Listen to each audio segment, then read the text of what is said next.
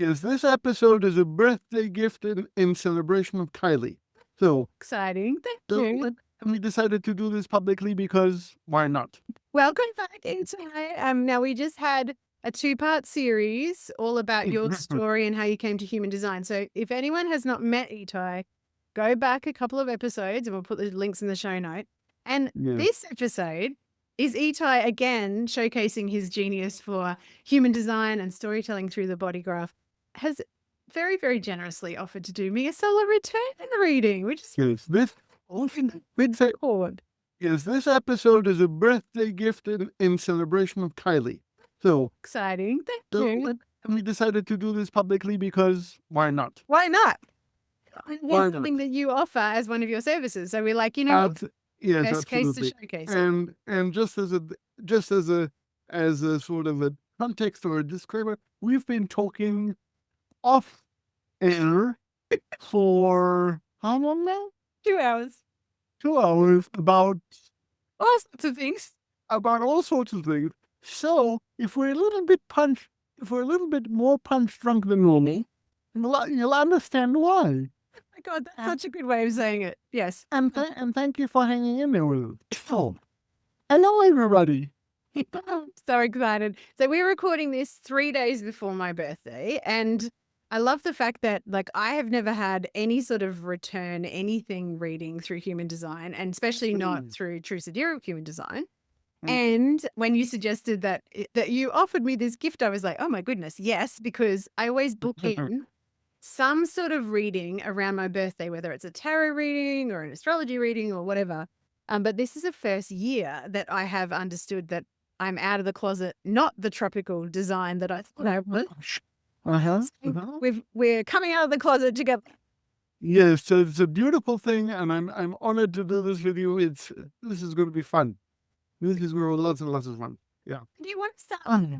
What is a solar return chart? If you give us a kind of the cliff notes. Well, let's talk about return charts in general, because there's a whole.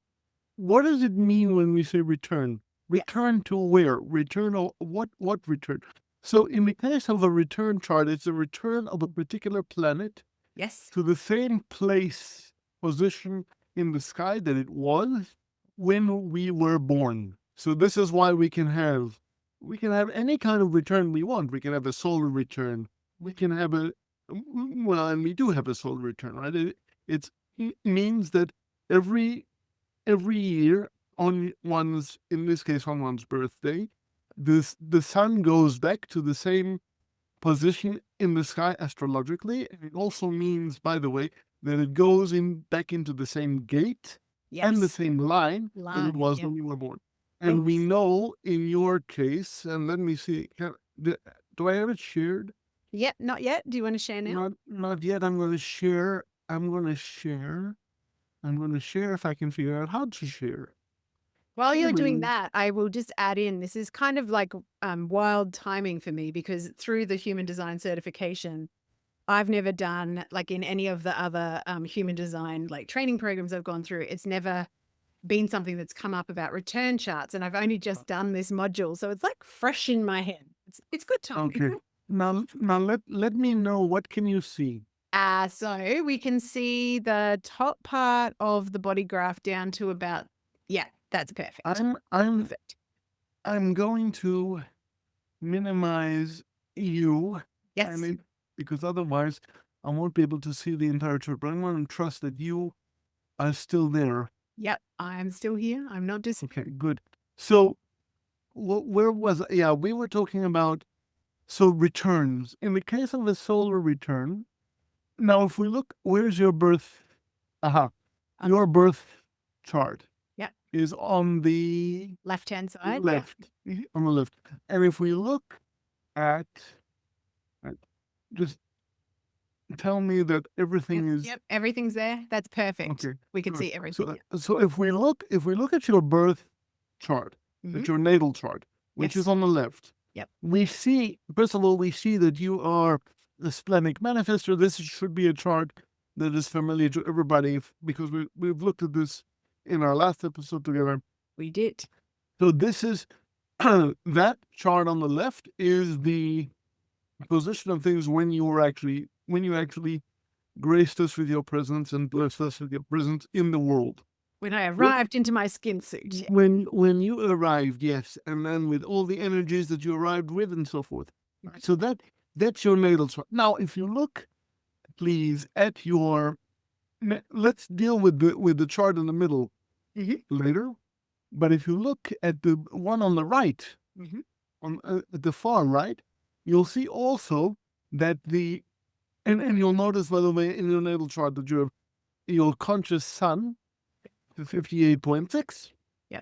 The conscious earth, its programming partner, is a 52.6, which gives you, by the way, a conscious sixth line, as we know, right? Yes. Yeah. So if you look here at the right-handmost chart, you'll see miracle of miracles that on your birthday, the sun gate will be at 58.6 and the earth gate will be at 52.6. I'm just I'm circling them, like, just for anyone who is watching the video. As Etai's talking, I'm actually pointing with the pointer so that please, kind of please do that, because good at doing it. Well, no, and this is what we mean, right? And that's a solar return. The sun and the earth have returned to the same position that it was when you were born, and we can see that if we're comparing those two charts on either side of the one in the middle. So, and like I said, you can have solar returns. Every month we have a lunar return because the moon goes through all the gates. Yeah. In 29 days, so you can track your lunar return. You can track any planet here. You can track its return, and we do. You track Uranus positions and returns, Chiron returns again, and the return is a return to where it was at the time of your physical arrival on this plane. Yes. At the time of your birth. Good. So that, I think, covers the idea of what is a return. And in this case, as I said, we're dealing with a solar return.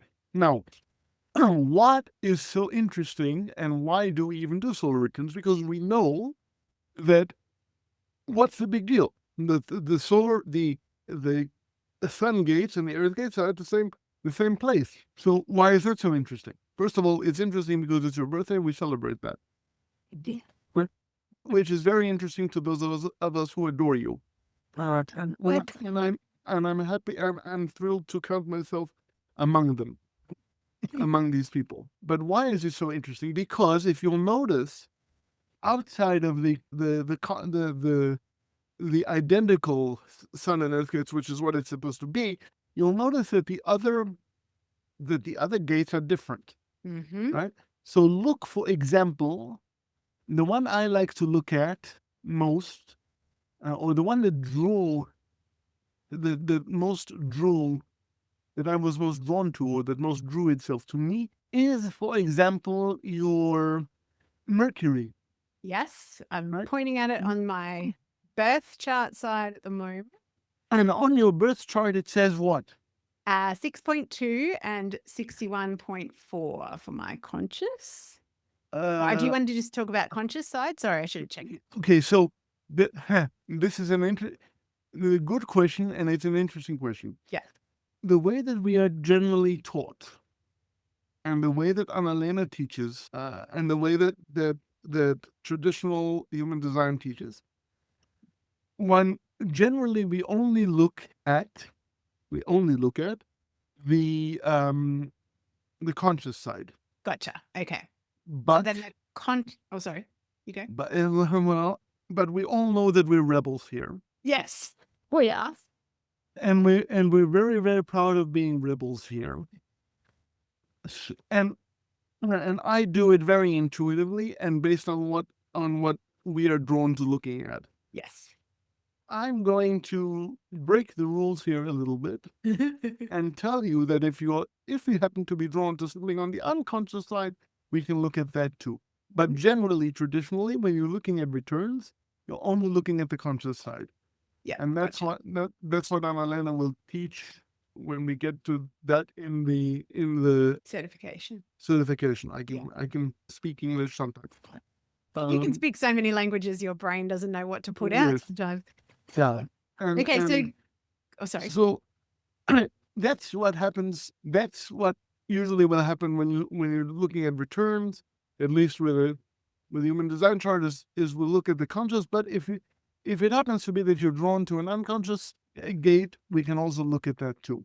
Yeah. So if I look at your conscious Mercury when you were born, we have the 61.4. Yeah. Which is an incredible gate. I love that gate. It's the gate of inspiration. It's where we get all the inspiration from the quantum field. But if you go and you look, for example, at your Mercury on your solar return chart, you'll notice it's a slightly different number there. Yes, 38 point. Okay, 38.6. And what do we know? What do we know about Mercury again? We know it's about communication. Right. And what do we know? Wonderful. And what do we know, Cleve, about the gate 38? 38 is, to me, it always feels like knowing what to fight for. So if I got that right, it's the 38, which is the Yeah. is it a huntress in traditional Yeah. human design? Well, it's the shadow of a struggle, Yes. and the gift of perseverance. Yep. So it's right. It's basically it's knowing what to fight for. Yes. And because it's in Mercury, tells me that it's quite possible that as a theme for the next year, because that's really what the solar return chart does, is it gives us themes that we might want to. Again, we're very careful not to be prescriptive about this. And those of you who've been patient enough to listen to me yammer on about this for 2 episodes will know that this should be my middle name already. Not prescriptive. This is not prescriptive. That this is only what feels best and what works. Right? Yes. This should, at its best, it should confirm things. But on offer here, the chart is offering you the invitation, and I, as a projector, love invitations. Yes, you do. It's offering you the invitation to contemplate the idea that for the next year, when you communicate consciously about it, you're going to communicate about things, about what's worth fighting for, what's valuable enough to fight for, what do you want to stand up for. Yeah. What do you? Venus happens to be our gate of values, but when I think about the 38, it's what's worth struggling with, struggling for. I just noticed too that 38.6 is where my Mercury and my Venus for my solar return year is, which is interesting in itself. So you now understand why I was so drawn to the 38, because not only is it, and thank you for pointing it out, because I would have seen it eventually, but with my eyes you never know. Yes, I know. Yeah. But it's of course not. It is no coincidence and not a mistake by any stretch of anybody's imagination, because the universe is just too intelligent for that. Right? That both your Mercury and your Venus are in the 38. That's very cool. I'm familiar with this gate because at one iteration of the true sidereal, when we were doing manual SVP calculations, it was actually in my incarnation cross. Really, really related to the whole concept of gate of struggle and fighting for everything versus in the shadow versus almost this discernment of like knowing what you want to put your will and attention and effort towards fighting for that matters, not just to fight. Like not just to fight against everything, to rail against the world, which I definitely felt, I had a very strong fighter in me as a youngster because I was always trying to prove myself, right? Whereas this feels like leadership energy, and it's so in alignment with what is coming through for my business this year of like being an example. Being the example of not this awful coaches coaching coaches to coaches wankerdom that we see in a lot of spaces on the internet, but actually talking about sovereignty and empowerment and individuation and running your business aligned to your values and what's important to you, like that actually really excites me to know that that's a theme, because I'm like, ooh, this feels like And and that's a double theme, and it's right on time. Notice also that they're both in the sixth line. yeah, What do we know about the sixth line? role modeling, teaching. And I've Thank just you. gone past my Chiron return. So this year I turned 51. My Chiron Well, return and, was well, 12. Yeah, and again, I happen to think that the energy of the Chiron return, it's still as around. I think I've mentioned in the last time we played together, Yes. that the energy is more fluid than that, and it'll hang around for a bit. And so I Yes. think my sense is that you're still in there. So the fact that and you're a conscious sixth line anyway in your profile. So this sixth line energy, and you're really coming into that, Yeah. flowering into that sixth line role around this time, which is exactly what you're meant to do, exactly what you're designed to do. So that sixth line energy should be very, very familiar. And you say it's aligned very much with what you're doing, with the energy of your business right now. Yeah. So Yeah. it makes a lot of sense. So we're looking basically at when we look at, in this case, when we look at the solar return, like I said, the solar gates, the sun gate and the earth gates are going to be the same because it's a return. But what's interesting is every other gate, because the gates from the natal chart are going to be different.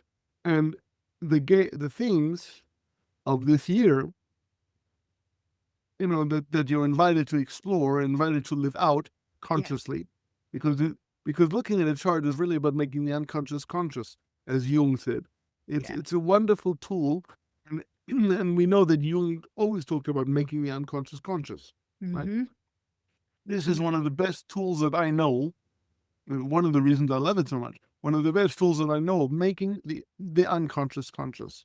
So Right. good. Etai, I think we should pause to explain as well, because we're talking about solar return, the sun and the earth, which are like the earth is in opposition to the sun. So when the sun is right back in the gate, by definition, the earth must be as well. And they're oppositions in the wheel. Do you want?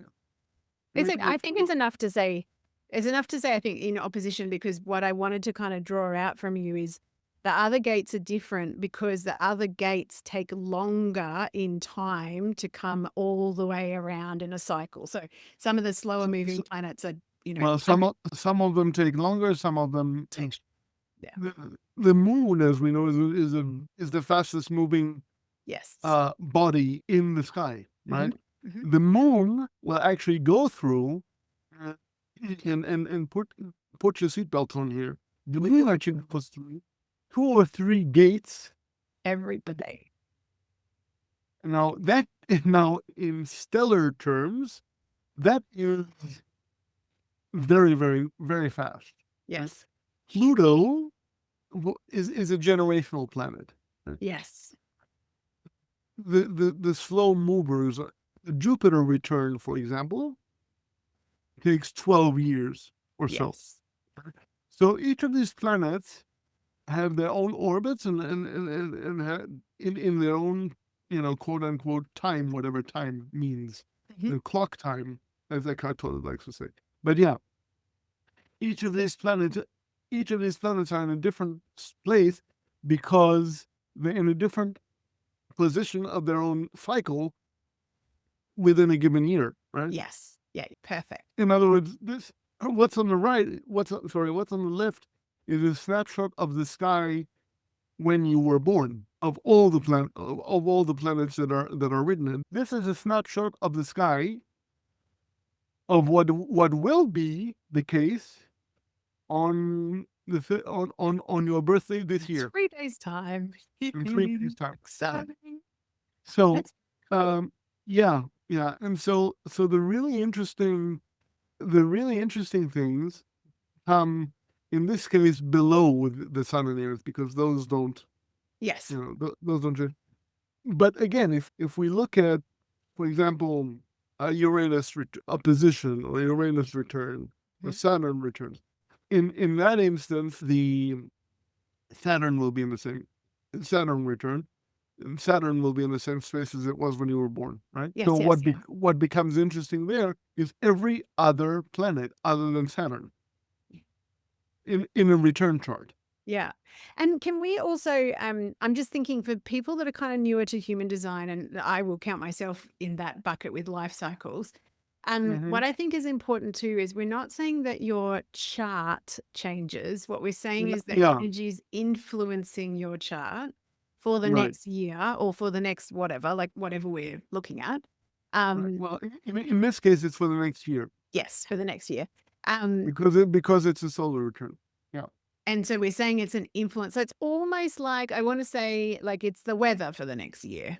Almost. very good, yeah, correct. In other words, and we've talked up to this point about the charts on both ends, right? We've talked about the chart, your birth chart, which is on the left, and the solar return chart, which is On the right. on the right.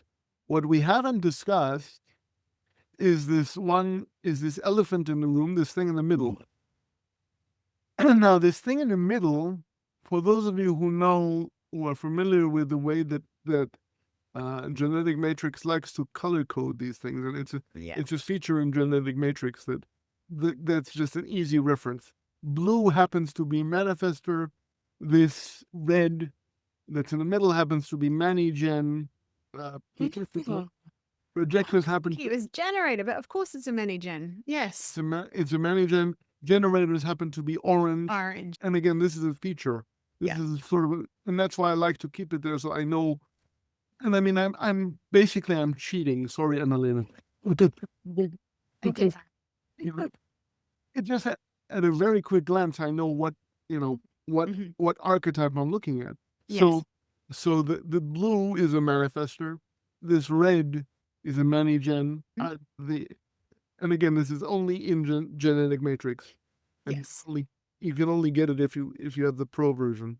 Yeah. Orange, I think, is a generator. Green is projector. Green is a projector, and purple is the reflector.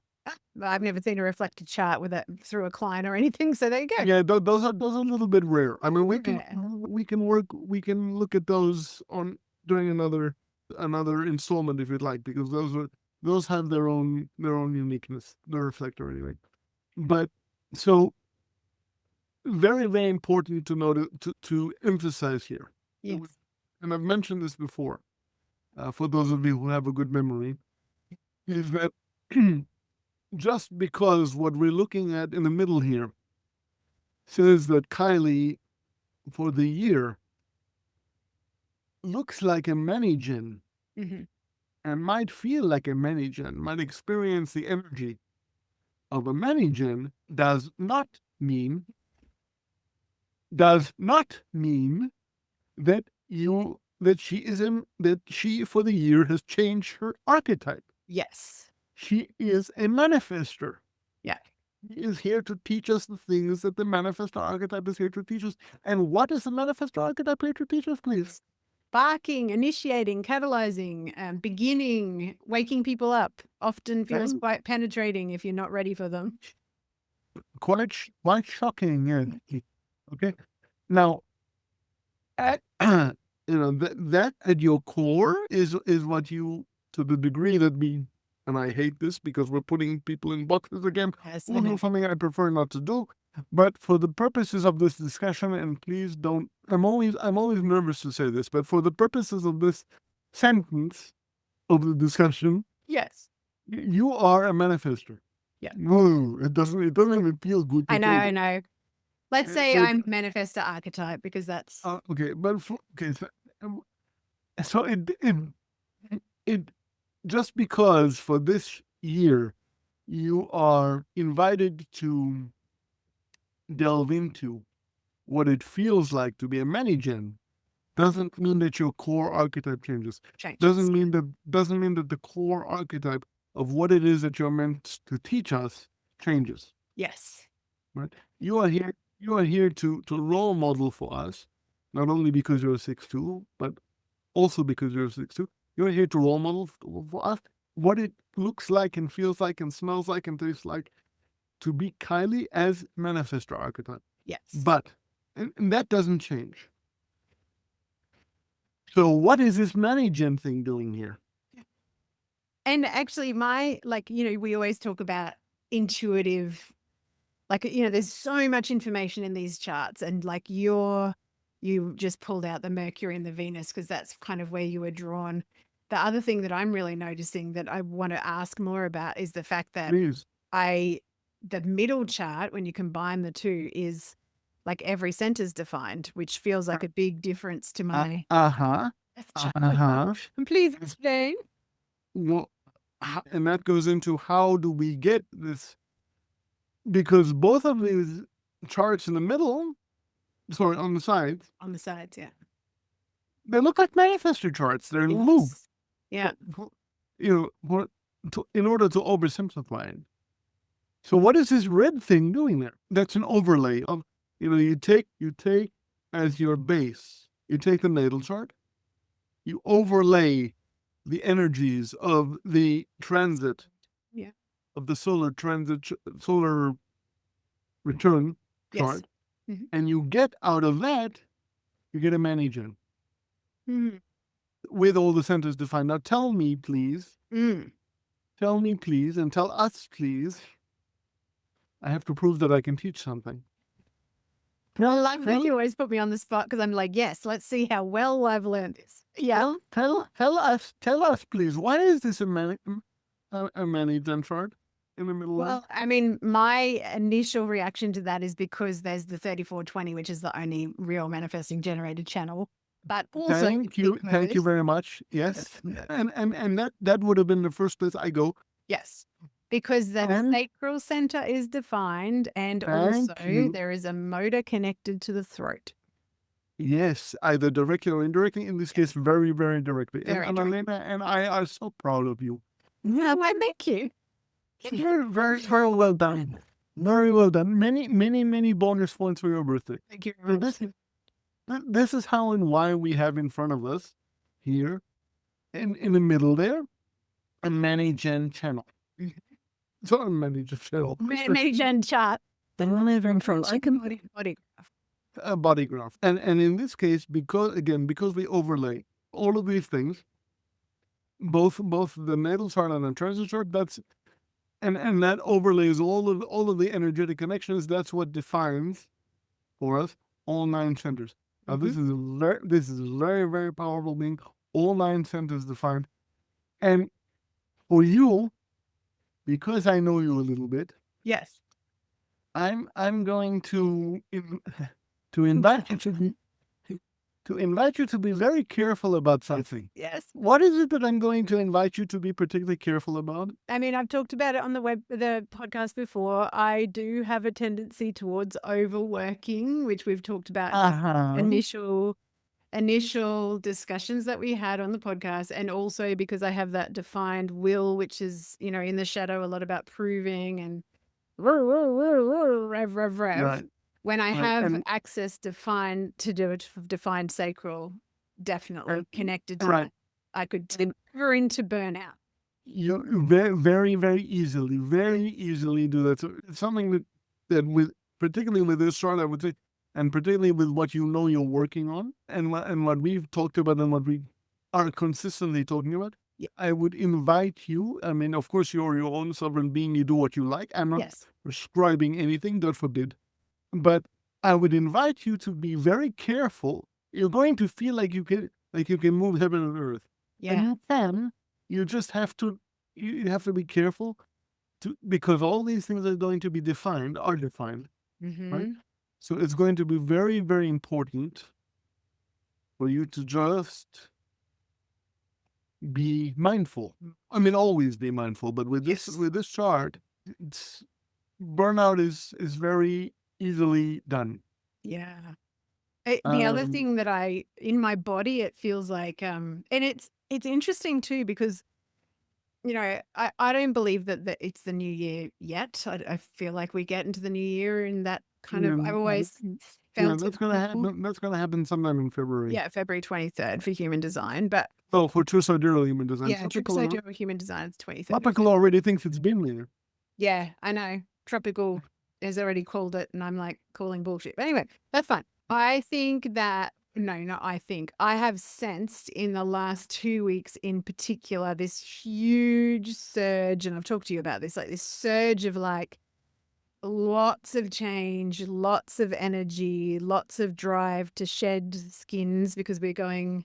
I haven't talked about that yet on the podcast, and I'm not going to, but there's a big change coming up in our lives. I'm going to keep that under my hat for a little while. Yes. Yeah. But because of this big change, there's been this big surge of like cleaning out, decluttering. And I feel like I said to you the other day, like, I feel like I'm coming back to what my normal level of energy's been like. And that actually makes me have alarm bells in my head because I have burnt out before. Multiple times in my life, particularly in my younger life. And so I am reiterating what you've just said from the chart of like, I really need to be careful of not overdoing. And also, I feel like a big lesson for me right at the moment is knowing when enough is enough. Like And that's always been a lesson for you. Yes. Because in your natal chart, you have an undefined sacral. Undefined sacral. I wanted to make sure, but the tendency of an undefined sacral in its challenging frequency is not knowing when enough is enough. Do you know the other thing that is really standing out to me as well from this combination chart in the middle is that there is still a large split there between defined head and ajna and defined everything else. And I wonder Yes, there is. And what does that mean? Say about that? Because I actually would like to know what you would say about that. What does that mean to you? I mean, it's not unlike my natal chart because there's a large split there as well. And what it can feel like is... Yeah, what does it feel? Because I don't have a large split in my chart. So please tell me, what does it feel like? What it can feel like is that my head, my mental preoccupation and needing to be always in motion and making sense of things and having an internal dialogue with myself and thinking 58 things in 58 different ways and trying to figure things out and make sense of something and turn things around. I can get very easily into that space. And then I have to go, oh, hello, I have a body. Come back down here in my body. Hello, body. Now I'm feeling the world. Now I'm sensing the world. And I think that actually combines, my sense is that combines to the not knowing when enough's enough, because I've got this lots of pressure or lots of cogitation analysis stuff going on up here. And sometimes I don't even sense what my body needs. Like I can often, like I will sprint across my backyard because my office is in my backyard, sprint across the backyard because I'm just about to wet myself because I haven't realized that I need to go to the toilet. Like I, so. And that happened to us here. Yes, it did. Earlier today. I'm glad you made it. I'm glad you made it to the toilet. Yes, so am I. See, this is what happens here, folks. You talk about human design and the toilet. Yes. Well, it's all bodily function. You see it. We're all inclusive here. Yes.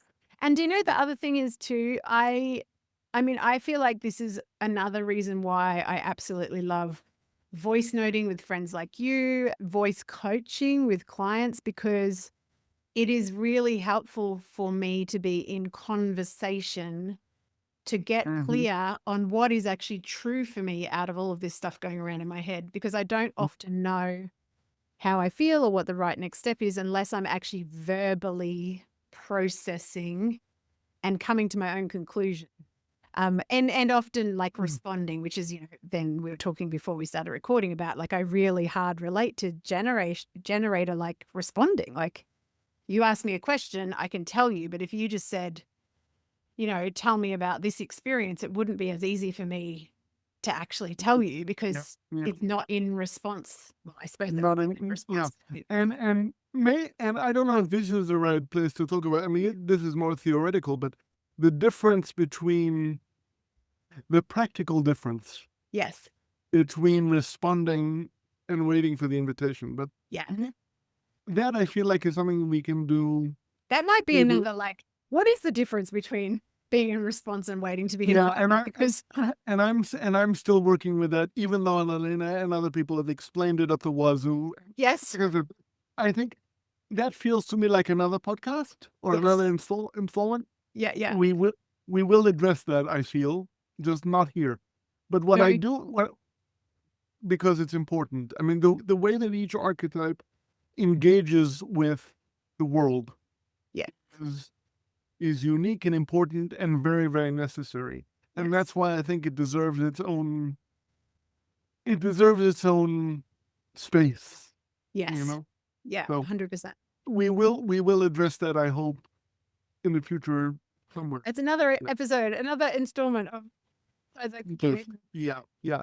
But I think just before we leave, and thank you so much for that brilliant taking us into your world.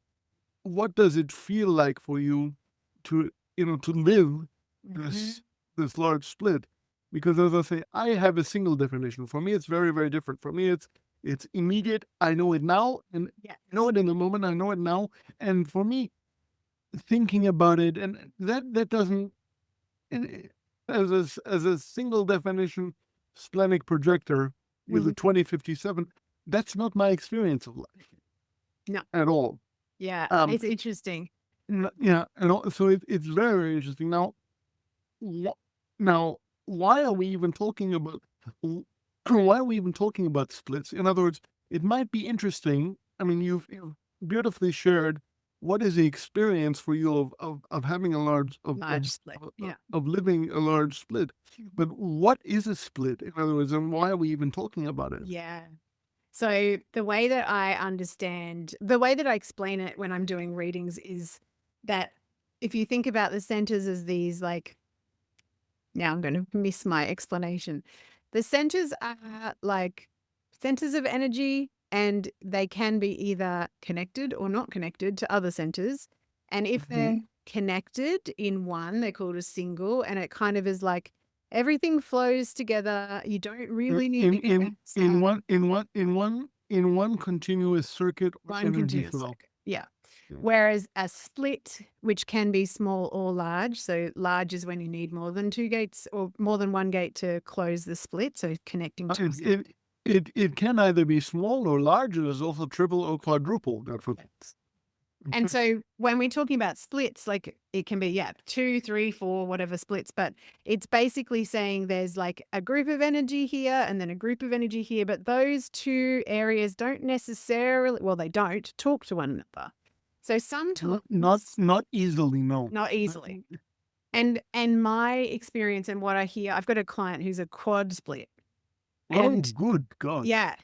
Her experience is that it can, literally the way she explained it is, it feels like there's multiple needs, wants, desires pulling me in different directions, like I'm on a stretching rack. And I'm like, that does not sound pleasant. Well, that does not sound pleasant, and it doesn't sound comfortable. So, in practice, what this means in practice is that, generally speaking, we talk about splits in terms of decision making, right? How usually it takes people with large splits, or with splits of any kind, but the more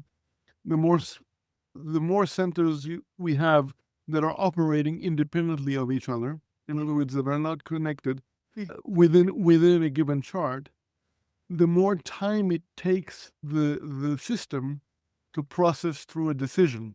Yes. So you, as a large split, are going maybe to have to take more time to reach a decision than I would as a single definition. Yeah, see, it's interesting because I would Maybe. say for small decisions, the splenic authority I have definitely speaks in the moment. But for bigger decisions, like where to live, or, whatever, It or takes what trip to take. Or, Yes, exactly. It takes me speaking it out loud so that I can hear what I need, want, and desire with someone else. And it's and not that that I'm looking for their input necessarily. I'm looking as almost like a sounding board to come to my own yeah, truth. and that need to speak out or hear yourself speak Mm-hmm. comes from the fact that both in your natal chart, Mm-hmm. as well as, by the way, in this solar return chart, Yes. your head, your ajna, and your Yes. throat are connected one to the other one. Generally speaking, when either the head, when either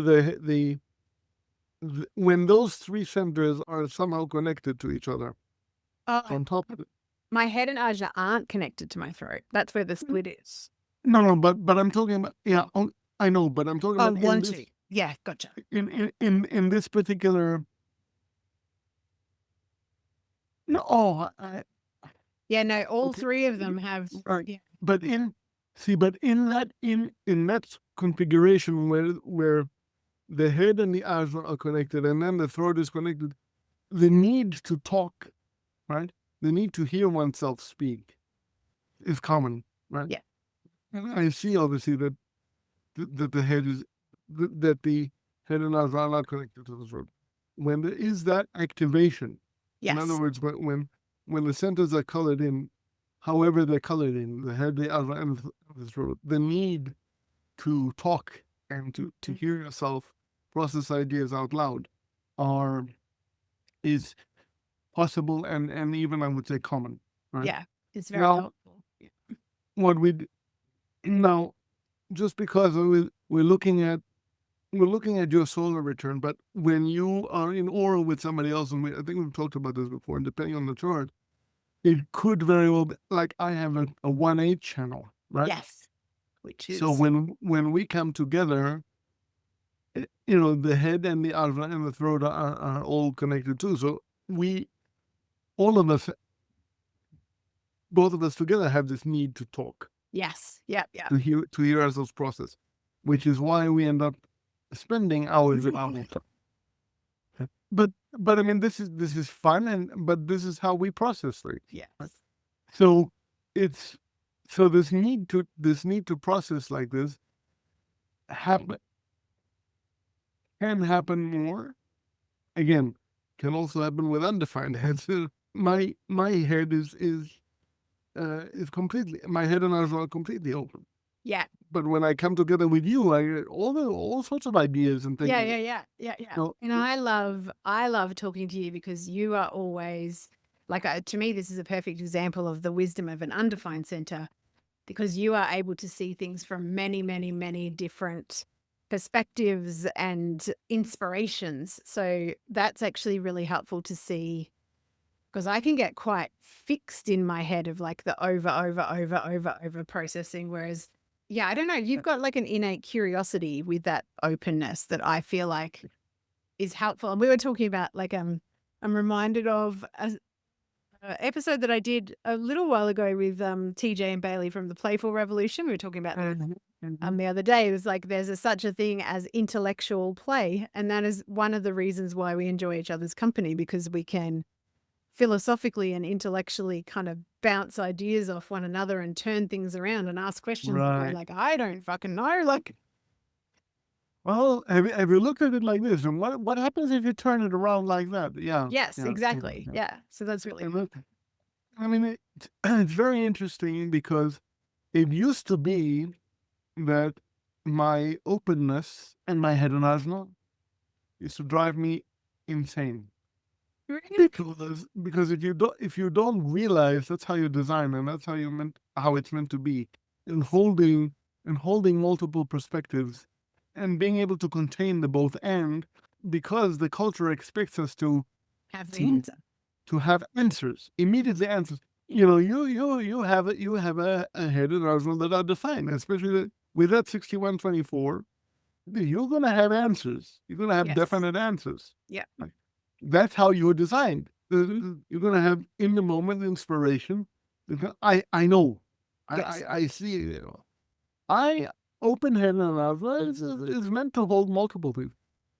Before I realized that, and before I mean, I've been working on it for years, but it took me a very long time to see that as a strength, right? Because all these ideas, what am I supposed? Which rabbit hole am I supposed to follow? Yes.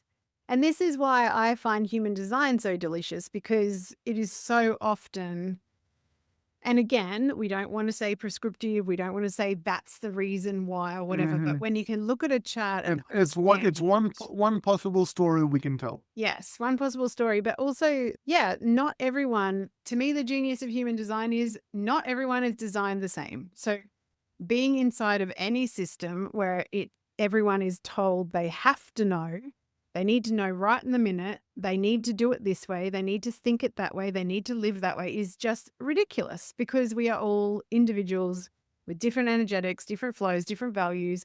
And that to me is the gift of human design. It's like, maybe this is just the way I'm designed. Like, maybe I can give myself permission. One of the gifts for sure. Yeah. I really like that. One of the gifts for sure. And so again, these energies can be experienced, and I think our discussion here has really, I hope, highlighted how these energies can be experienced so differently, not only by individual people, because this is, after all, the science of differentiation. We're meant all to be different, right? Yes. Another thing you'll hear me say over and over and over again, and I'll never get tired of saying it, but when two uniquenesses, Yes. like Kylie and myself, and each and every one of you, come together in aura, Yes. then the expression of all of these energies is going to be equally unique. And that's the magic. Or that's some of the magic. Now, it's kind of like, to me, when you say, like, when you meet someone new and like you really vibe with them, is the kind of what the language that the current en vogue language is vibe. vibe with them, or you resonate with them. But then sometimes you meet someone and you're like, not really my cup of tea. And it's not a judgment on them necessarily. It's just like, I don't feel good in the presence of this energy, whatever. And that can be many different reasons. But yeah, to me, that makes sense as well. And it also makes sense to me business-wise why, like, when I look at client charts, there is so often similar themes or similar threads. And that's because I'm unapologetic in how I market and talk about what I do. And so the people that are in resonance are going to a certain extent, I'm not saying they're all the same, but to a certain extent, I explicitly market to disruptors, rebels, and revolutionaries for this reason. Like, most have strong rebellion in their charts, or like, not rebellion, but pattern breaking, shifting collectives, etc. And one of the things that we might want to do, I mean, we've talked about giving each archetype its own, and how it engages its own episode. One of the things that we might want to do in another episode is look at our connection chart. Yeah, that would be cool. Yes, How because that will explain. How you and I connect, and what energies, and how your energy and my energy, at least according to the chart, work together. And then that might be interesting. But that is another episode in and of itself. Very cool. I mean, we're coming up here with all these ideas. And again, this is the wonderful thing about all this, is that there's so much to explore and so much to know and so much to learn. And you can look at a chart. I look at my own chart. God, I'm sure you've had this experience too. You look at your own chart, and all of a sudden you're having a particular day or a particular issue. Oh my God, this is why this is, because of transit is this. I mean, you're looking at the same chart, but all of a sudden something draws your attention. Why is it? Because, I don't know, for me, it's an invitation to delve into that energy. Yeah, exactly. More.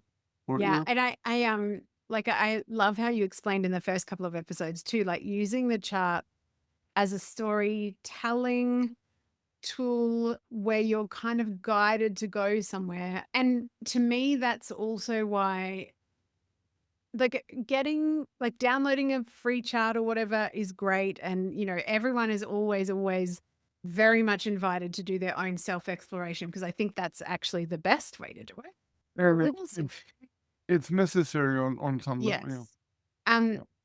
And also it is correct, or at least in my belief, it doesn't, when you kind of download a plug and play report, it's almost like doing the same thing with astrology, right? The nuance of an actual intuitive human to actually help you draw out understanding or self-recognition, self-compassion through the lens of the chart is very different to a static report, because a static report it's looking at each piece separately and not necessarily the whole, which Well, and it's also a snapshot.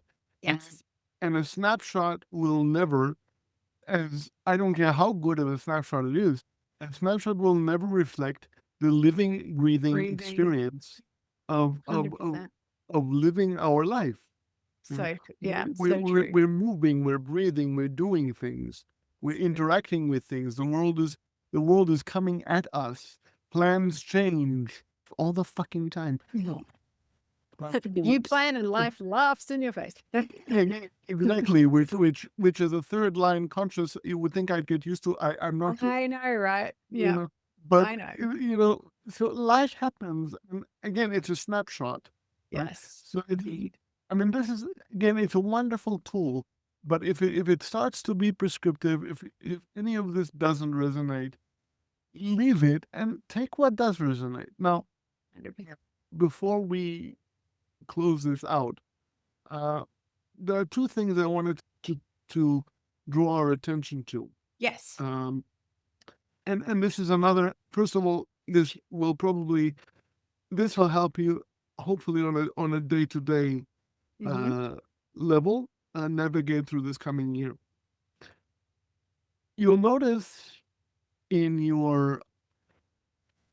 the middle chart and in the transit chart, you'll notice that you have one particular center there that I'm drawn to that you don't usually have defined.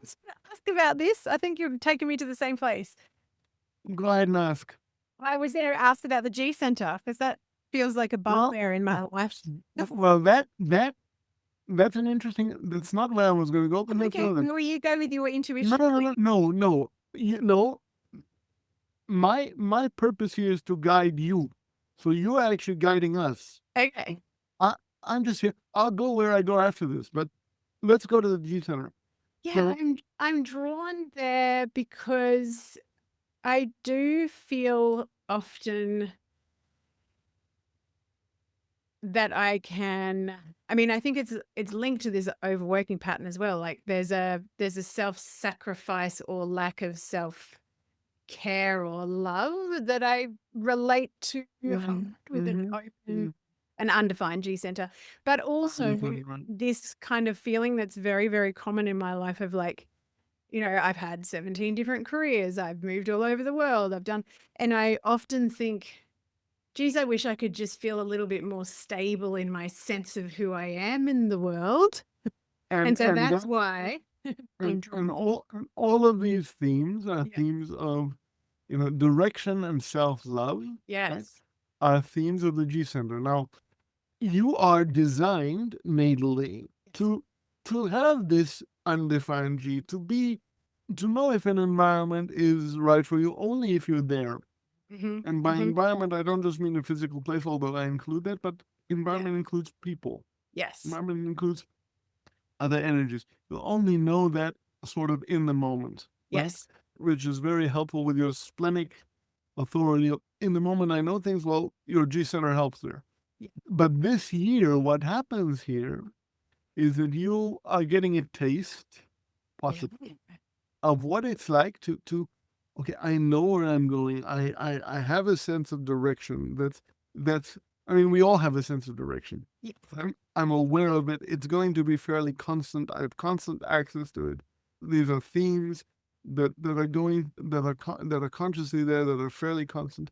And and you get to explore those themes, go to school in discover what is it like to have a defined G center. Yeah. This What is is it like to have exciting. a defined G center for the year? Yeah. And then come back next year. You'll come back and report to us. Yeah. Right? I'm already planning next year. I I just told you not to plan, right? I told you You're to right. plan. And you never plan, so let's and, not plan. but I can imagine you. Let's phrase it like this. I can imagine you coming back to us next year at your next solar return, Yes. and your chart will look different because it will. But reporting to us, what was it like to live with out this year with the theme of these gates and the feeling of a defined G center. I'm looking forward to and when I was saying about this surge of energy, with that surge of energy is really, really crystal clear clarity around what I'm moving forward with and what is not coming with me, even with the new website that I'm just about to launch. Like all of those things has been a discernment process with this real clarity. It feels like if I'm talking traditional Chinese medicine, like a very metallic, like this is my direction and I know where I'm going and this is where Very sharp, very clear. yeah. And that is a very new sensation to me because usually I would have 58 different ideas. And I don't mean so much how it's going to happen. I just mean the direction I'm meant to be going. And it is a lot to do with finally claiming the sixth line and the teacher and role model end of things as well, but knowing exactly what space and how to even talk about that and what that actually looks like and what needs to be created for that. All of those things feel very and again, beautiful. And again, these are all, keynotes, themes of gifts of at least on paper, in theory, a defined G center, right? So all of this is beautiful. So good. Yeah. Where were you drawn to, Etai? What were you going to say? I was drawn to the defined ESP. Yeah, that's the other thing. And the reason I was drawn to the defined ESP is that, generally speaking, the recommendation is that when one has a defined ESP, or when the ESP is defined, we wait until the wave is done, and then we start to make decisions. Yes. Now, generally speaking, you have generally speaking, in your natal chart, there is no generally speaking because I think because every day the transit is different. So we never know. But natally speaking, that's a better way to put it. You have an undefined places. So it means that you're absorbing and metabolizing lots of other people's emotional stuff. Yes. And that's still going to be the case, except that for this year, the theme this year is you're going to feel like you're going to have which one there? No, the 3536, which is all about and yeah, I know. So the 3536 and the 3041, which if I'm not mistaken are both collective. I'm pretty sure both. Yeah, because they're. Oh, hang on. I believe they're both collective, but I don't know them well enough to know off by heart. Right. But and I could be wrong. If I'm wrong, don't come for me. But my recollection is that they're both collective. But what I do know is that they both behave in such a way that these are both channel waves of expectations. Yes. Expectations ratchet up slowly.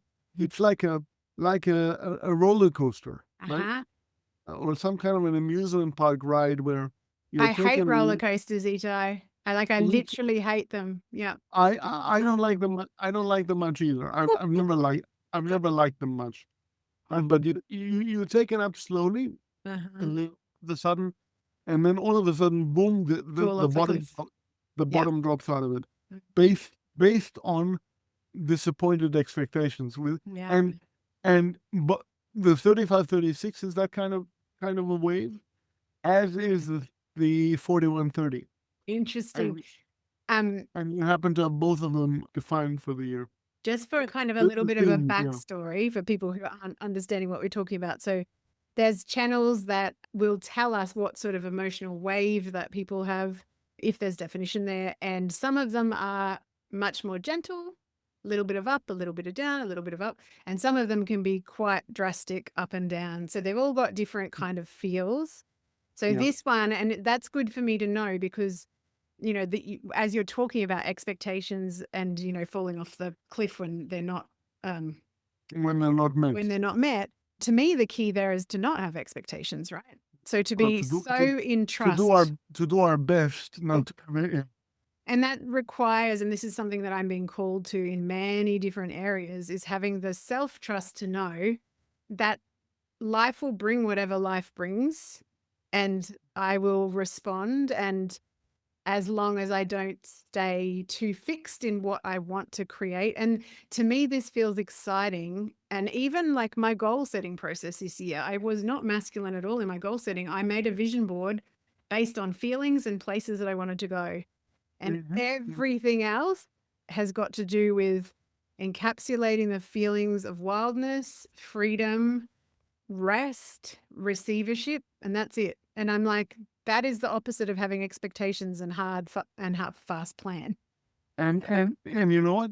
You have in this case, I mean, you have for the year the 2034, the only pure many-gen channel. And it's I love the 34. Yeah. Because it is the most primal Yes. and powerful gate in the system. In other words, this is just motor to throat. It is not aware. It just and this not planning, this trusting, this whatever happens now.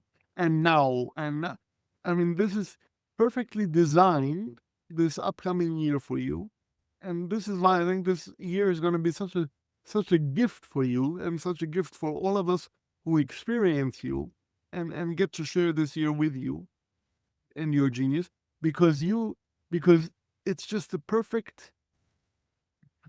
I look at it and say, yeah, you have everything you need and all the power is there, and everything that you are dreaming of, the potential. I mean, the system is right there. This is exciting. I feel the container is right there, and it's all there for the taking. Yeah. And it's just this is. I look at this chart. I mean, I look at every chart, and I think, oh my God, perfection. You love all of them, I know. But hearing you and knowing you as I do, and knowing behind the scenes what is active within you and what excites you, and then looking at this chart, I'm thinking, of course, this chart. So cool. It couldn't be anything but this chart. So cool. It's so affirming to hear this. And I'm reminded of, we had this conversation earlier this week when you said, the most primal, the word that jumped into my head is animalistic. And we were talking about earlier this week, I was saying to you, sometimes when I go on shamanic journeys, the guide that turns up is this black puma, I'm guessing. I don't know my cats, but I'm assuming it's a puma because it's black. And often when I start the journey is me inside of the body of the puma, like just stretching and just running and like feeling more power and the beauty of being in this fluidity of motion. And that is exactly the 34. Yeah.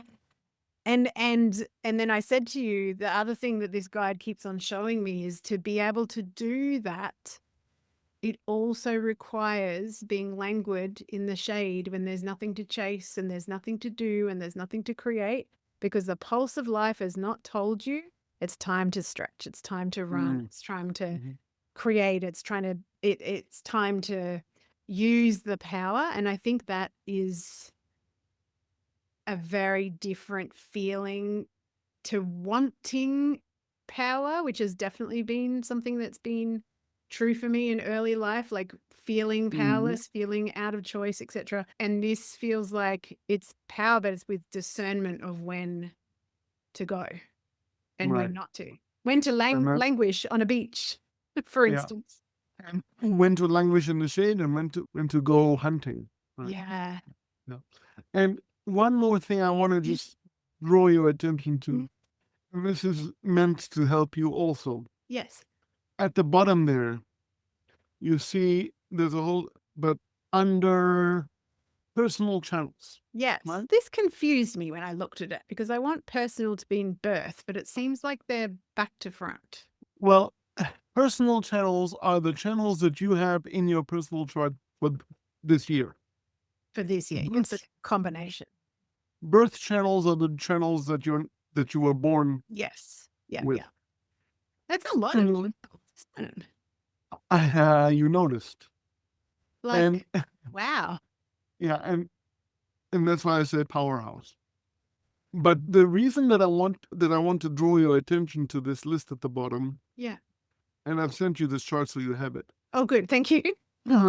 I sent it to you in Yes, you WhatsApp. did. Yes, you did. But if you need sort of the quick reference guide of the themes that you might want to explore in the coming year, the names of the channels, the names of every channel, not just the ones listed here, but for everybody, the names of the channels are a good way of sort of Feeling. a good sort of entryway into contemplating what the energy of the channel might feel like for you.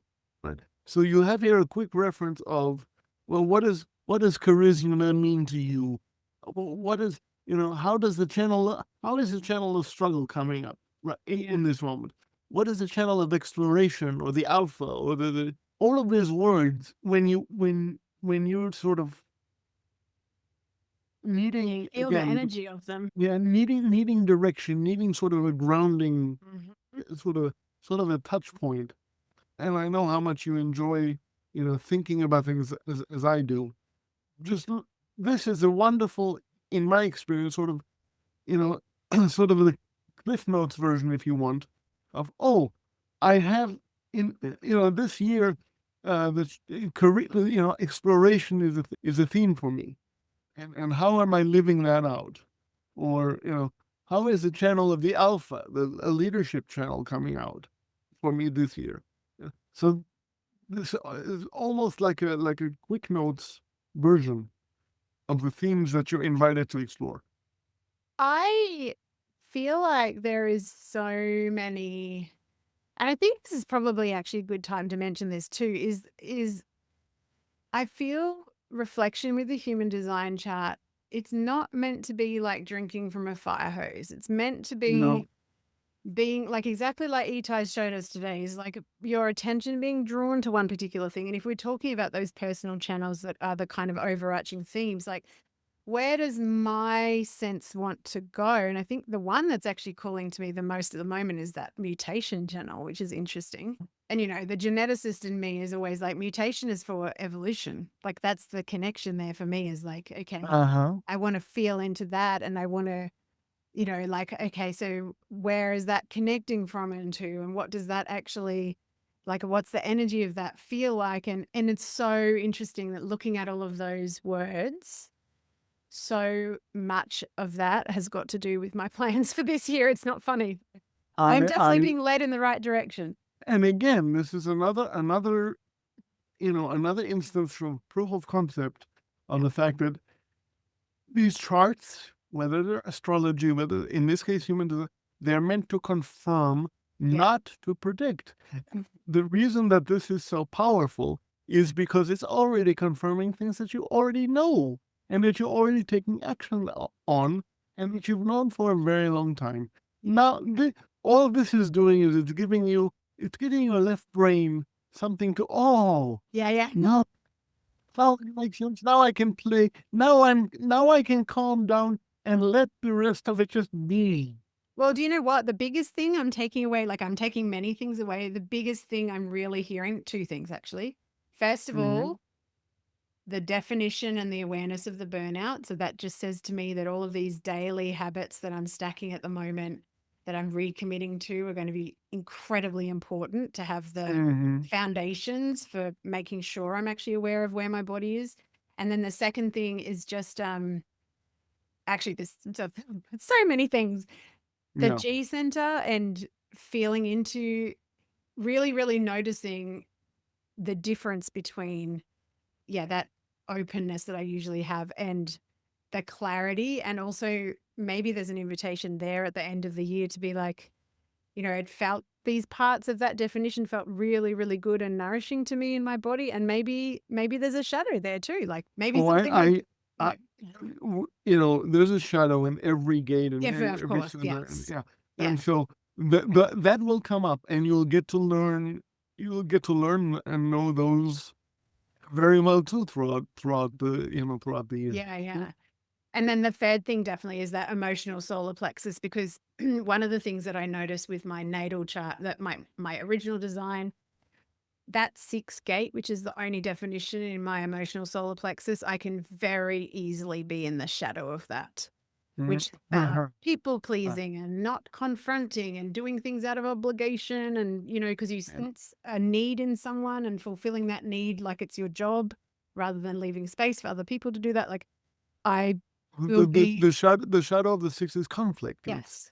It's about and that's interesting because the 6 and the 59, when that channel is together, that's a channel of mating. So it's a Yes. channel. There's supposed to be a friction there, right? Yeah.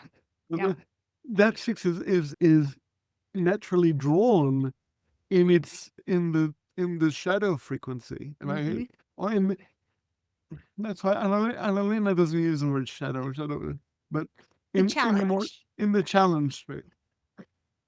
Of course, it'll be more drawn to conflict and to rubbing up against, so yeah. Well, And I think for me, the avoidance is that not wanting to get into conflict, but letting it get to the stage where the only way for me to release the emotional tension is to then be like uh-huh. avoiding conflict to please others and then letting it all out unhealthy. And that is another common, or Mhm. can be another common presentation or expression. I don't want to sound too clinical here, Yeah. of the open or Open undefined solar plexus. solar plexus. We do, and I can speak to this myself. I have a completely open solar plexus. I abhor and will do everything possible to avoid conflict like the bloody plague. Yep. And you and I you've seen me enough now in conflict situations, Yeah. or in situations where, and I think you know what I'm referring to here, Yeah. but where conflict was just under the surface there. Mhm. And I'll be honest with you, my first instinct is, oh, I'm sorry, I didn't Yes. mean it. Go as far away as possible. Yeah. Where and that's common with an open or undefined ESP. Yeah. Yeah. Totally is. There's a lot here, and I'm just, first of all, I'm excited for you in this year. This year is going to be a great year. I'm thrilled that we were able to do this. That this is a great way, and this is why I think it's important to do these ideally Yes. before your birthday, which is Yeah. 3 this days time. this Friday. So Yes. for those of you who are listening to this, let's wish Kylie a happy birthday, happy solar return. But but it's so important, I think, to do them before, and because it gives us a sense of, okay, and again, to do it consciously, Yes. to live our design consciously, Yeah. is the greatest adventure that there is. So cool. Just be aware of the possibilities of what's out there, of the potentials of what's out there. So cool. So cool. And that's what the solar return, well, that's what any return can do. But it gives you a sense of, okay, so if I'm feeling like this, maybe I'll look at the solar return chart again. Maybe I'm actually designed to experience this thing this Yeah. year. Yeah. I'm really grateful to know about the emotional wave because of the fact that we are making huge changes this year. So Mhm. it kind of gives Mhm. me an extra kind of heads up of like, hey, just be careful to like follow the feeling and let life lead you, but also be careful not to be setting so high expectations that reality can't fulfill on them. Like, I will. I mean, and again, word choice here is important yes, because I want you to choose a word that is just enough to keep you conscious of it, aware of it, but doesn't put you in a negative. Yeah. position where you're gun shy to have experiences. Because this coming year is going to be a year full of experiences, Yes. and I want you to really relish that, revel in them, Yeah. and just revel in them and be aware of all this. And this year is going to be so rich for you on so many levels, and I can't wait to hear all about it. Thanks. And yes, thank you Mm. for thank you for the reminder, because this is not meant to be, yes, warning, warning, warning. It's just stay mindful. No, this is I don't want to warn anybody off of anything. This is just, again, it's going back to the Jungian idea of making the unconscious conscious. Yeah. What we know, we can at least choose how to engage with. If we don't know something, then it come. I mean, if it's meant to come up and hit us upside the head, it's meant to. Yeah. But I prefer things not to come up and hit you upside. They don't have to. And the chart gives us a tool not to do that Yeah. So if we choose to use it that way. thank you so much. I feel like I've received the most beautiful gift. And I really want to just say to people, like, the threads of this conversation is all about letting your intuition guide you, not looking at this as a prescription, thinking about things in terms of archetypes and energy flow or energy weather, if you want to put it that way. Weather is a great term. Yeah, I like weather, because it's like I can choose to be shitty about a stormy day, or I can revel in the rain too. That's what it reminds me of. And the thing with weather is it shifts. Yes, It's not static. too shall pass. This too shall pass. Yeah. And if you're curious about your solar return, the beautiful Etai offers solar return readings and also other return readings. So I do indeed. Every return possible. We anything interested in human design wise, and let's explore together and see what we find. yes, Yeah. so good, so good. So we'll put links down below of where to find Etai online. Thank you. That also is in flux. we're working on it. We promise. Yes. Both Kylie and I are working on it, and I'm so grateful for your help in this process. We're all an evolving process that's constantly in motion. Yes. This is I'm excited to see what comes out of it. I'm excited, Kylie, for your upcoming year and all the adventures that you're gonna have. I feel like my soul is wagging its tail. I wish you really a happy birthday. Wishing you all that you would wish for yourself in the coming year. Happy birthday, many happy, healthy returns, and much love always. Thank you so much. Until next time, because we'll be back. We will be back. See you. Thanks for tuning in to another episode. If this episode lit a fire in your body, in your business, deep down in your bones, please take a moment to drop a rating and review so more rebels just like you can find us. And don't keep this goodness to yourself. Share it with your disruptive rebel and revolutionary friends who are ready to roar right alongside of you. Until next time, stay wild, stay unapologetic, and stay fucking free.